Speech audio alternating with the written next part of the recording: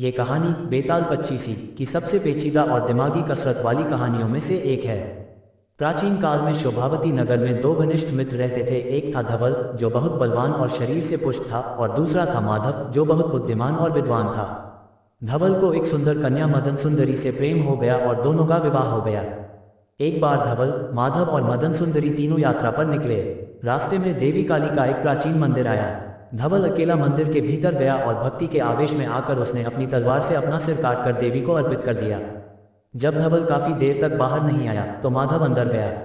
अपने मित्र की लाश देखकर वह डर गया कि लोग उसे हत्यारा समझेंगे। दुख और डर के कारण माधव ने भी अपना सिर काटकर बलिदान दे दिया। अंत में मदन सुंदरी अंदर गई और दोनों को मृत देख वह भी आत्महत्या करने लगी। तभी देवी प्रकट हुई और कहा, पुत्री रुको, मैं तुम्हारी भक्ति से प्रसन्न हूँ। तुम इन दोनों के सिरों को वापस उनके धड़ों शरीर पर रखकर जोड़ दो, ये जीवित हो जाएंगे। मदन सुंदरी घबराहट और जल्दबाजी में एक गलती कर बैठी। उसने धवल पति का सिर माधव दोस्त के शरीर पर रख दिया और माधव का सिर धवल के शरीर पर रख दिया। देवी की कृपा से दोनों जीवित तो हो गए, लेकिन अब एक नया संकट खड़ा हो गया।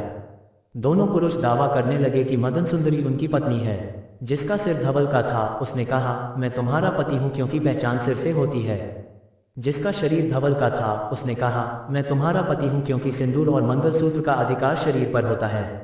बेताल ने कहानी रोककर विक्रम से पूछा, राजन बताओ, धर्म के अनुसार मदन सुंदरी का असली पति कौन है? बेताल, शास्त्रों के अनुसार सिर शरीर का सबसे उत्तम अंग है। ज्ञान, इंद्रियां और पहचान सब सिर में ही होती हैं। शरीर तो केवल सिर के निर्देशों का पालन करता है।